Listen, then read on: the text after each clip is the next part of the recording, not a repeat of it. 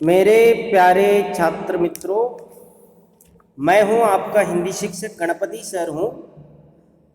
मैंने आपको आज 9वीं कविता कबीरदास जी की साखियां सिखा रहा हूं, जो पिछला लेसन बाद में सिखाता हूं। इससे पहले आपको 9वीं अध्याय कबीर की साखियां सिखा रहा। आप इससे पहले आपने कबीरदास जी के बारे में मैं आपको थोड़ी जानकारी दे रहा हूं, आप ध्यान से सुनना चाहिए। अब ध्यान से सुनिए, मैं पढ़ रहा हूं कबीरदास जी के दोहे।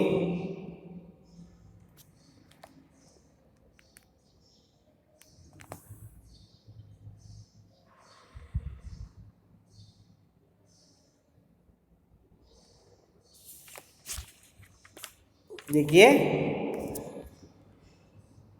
पहला दोहे।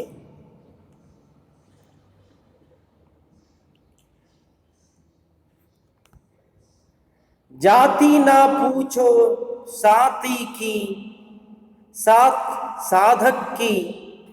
जाति ना पूछो साधकी, साधु की मतलब पूछ लीजिए ज्ञान। मोल करो तलवार का, पड़ा रहन दो म्यान। देखो फिर एक बार, जाति ना पूछो साथ की, पूछ लीजिए ज्ञान। मोल करो तलवार का, पड़ा रहन दो म्यान। इस दोहे में किस संदर्भ में कबीरदास जी ने लिखा है, देखिए, और इससे क्या मैसेज दे रहा है समाज, सोसाइटी को। सुनिए, यह दोहा कबीरदास जी की रचना है, जो पठ्य पुस्तक वसंत भाग में कबीर की मुखिया के अंतर्गत संकलित है। साधु सज्जनों के विषय में विचार व्यक्त करते हुए महाकवि कबीरदास जी ने साखी रचना की है। यह दोहा कबीर की साखियों पाठ में संकलित है। तो भावार्थ सुनिए। कबीर स्वयं साधु थे। कबीरदास जी स्वयं साधु थे। कबीरदास जी स्वयं के सात इसका मीनिंग सुनिए। सात मतलब साधु सज्जन बोल। सात मतलब क्या है? साधु सज्जन लोग। तलवार मतलब मालूम है आपको, कठार बोल के, जो काटने का है ना, उसको तलवार कहते हैं। जो अभी मैं इसका भावार्थ बोल रहा हूं, सुनिए। कबीरदास जी स्वयं कौन है? साधु थे, ज्ञानी थे, विद्वांस थे। अतः वे अनुभव करते थे कि लोग साधुओं से उनकी जाति पूछते हैं। लोग साधुओं से, ज्ञानी से क्या पूछते हैं? उनके जाति, कौन सा जातिवान है आप, बोल के पूछ रहे हैं।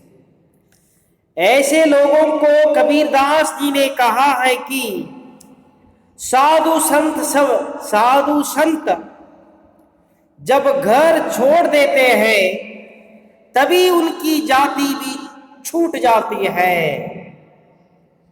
जब साधु और संत लोगों ने अपने घर छोड़ देता है, क्या है, वानप्रस्थ आश्रम लेते हैं, तभी उनका जाति छूट जाता है। तभी उनका जाति छूट जाता है। उनसे जाति पूछकर कोई लाभ नहीं होता है। उन सज्जन व्यक्तियों से, उन महान व्यक्तियों से, उन साधु संतों से हम जाति पूछकर कोई लाभ नहीं होता है। बल्कि उनसे पूछना है तो हम क्या पूछना चाहिए? बल्कि उनसे पूछना ही है तो उनसे ज्ञान के विषय में पूछना चाहिए। उनसे पूछना है तो हम उनसे क्या पूछना चाहिए? उनका ज्ञान के बारे में पूछना चाहिए, उनका अनुभव के बारे में पूछना चाहिए, उनके विद्वान के बारे में पूछना चाहिए, उनके पांडित्य के बारे में हम पूछना चाहिए, मगर उनका जाति पूछना नहीं है। ये तो अक्षम्य है बोलके कबीरदास जी ने आजकल के समाज को मैसेज दे रहे हैं।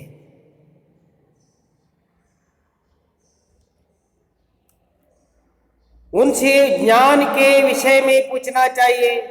ज्ञान का जाति से कोई मतलब नहीं होता है, ज्ञान को कोई जाति नहीं होता है, ज्ञान को जाति से कोई मतलब नहीं है। ज्ञान को ये उच्च वर्गीय जाति, ये निचले वर्गीय जाति बल्कि कोई भेदभाव नहीं होता है। ज्ञान सर्वत्र ज्ञानी होता है, या आकाश में हो, धरती में हो, या पाताल में जाओ, कहीं भी गया तो ज्ञानी ज्ञानी ही होता है, वे अज्ञानी नहीं होता है बल्कि कवि ने कह रहा है। उनसे ज्ञान के विषय में पूछना चाहिए। ज्ञान का जाति से कोई मतलब नहीं होता। अपने कथन की पुष्टि के लिए कबीर ने तलवार तथा म्यान का सुंदर एवं सटीक उदाहरण दिया है। अपना कथन को स्पष्टीकरण देने के लिए कबीरदास जी ने किसका उदाहरण दिया है? तलवार तथा म्यान। तलवार मतलब मालूम है, ये तलवार। म्यान बोले तो तलवार रखने का एक तैली है, तलवार रखने का तैली है। इसलिए तलवार तथा म्यान का सुंदर सुंदर एवं सटीक उदाहरण दिया। तलवार खरीदते समय में हमें तलवार और उसकी धार देखनी चाहिए। तलवार खरीदते समय हम किसके बारे में सोचना चाहिए? उसकी धार के बारे में, जो उसकी धार के कितना तेजी है, कितनी तेजी होता है, कितनी तेजी होती है, या कितना तेज होता है, बल्कि उसका तलवार का धार देखना चाहिए, उसकी म्यान नहीं है। ನಾವು ತಲವಾರನ್ನು ಖರೀದಿಸುವ ಸಮಯದಲ್ಲಿ ಅದು ಎಷ್ಟು ಹರಿತವಾಗಿದೆ ಅನ್ನುವುದರ ಬಗ್ಗೆ ನಾವು ಯೋಚಿಸಬೇಕೇ ವಿನಃ ಆ ತಲವಾರಿರುವಂತ ತೈಲಿ ಎಷ್ಟು ಸುಂದರವಾಗಿದೆ ಅನ್ನುವಂಥದ್ದು ನಾವು ಆಲೋಚನೆ ಮಾಡಿ। तलवार खरीदते समय में हम किसके बारे में सोचनी चाहिए? किसके बारे में? तलवार के बारे में, उसके धार के बारे में, उसकी तेजी के बारे में सोचनी चाहिए, उसके म्यान के बारे में नहीं, उसके तैली के बारे में नहीं है। बल्कि कबीरदास जी ने इसका वर्णन किया है, उदाहरण दे दिया है। उसी प्रकार साधु को देखकर उसकी जाति नहीं पूछना चाहिए हम, बल्कि उसका ज्ञान के बारे में पूछना चाहिए। उनका ज्ञान से हम लाभ उठाना चाहिए, तब हम भी उद्धार हो जाते हैं, ये समाज भी उद्धार हो जाता है। नहीं तो हम बहुत निचले वर्ग में जाते हैं, बोल के इसका मतलब है। समझ में आया ना मेरे प्यारे बच्चों? मैंने आपको आज कबीर की साकिया में पहला दोहे सिखाया हूँ। अगला वीडियो में मैंने आपको दूसरा और तीसरा, अगला जो उनका साकिया के बारे में बता रहा हूँ और उसका मीनिंग्स भी बता रहा हूँ।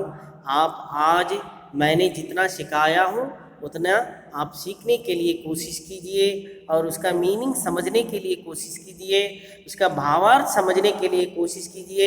इसमें कुछ आपको कुछ क्या है अनुमान रहे तो आप मुझसे आप पूछ सकते हैं। अंत में और एक बात कहना चाहता हूँ कि आप आजकल कोरोना बीमारी आगे बढ़ते जा रहा है, आगे बढ़ते जा रहा है, इसलिए आपने कहीं मत बाहर ना जाइए, बाहर जाते वक्त आपने मास्क धारण करके ही जाना चाहिए। अनावश्यक रूप से क्या इधर उधर घूमने के लिए मत जाइए।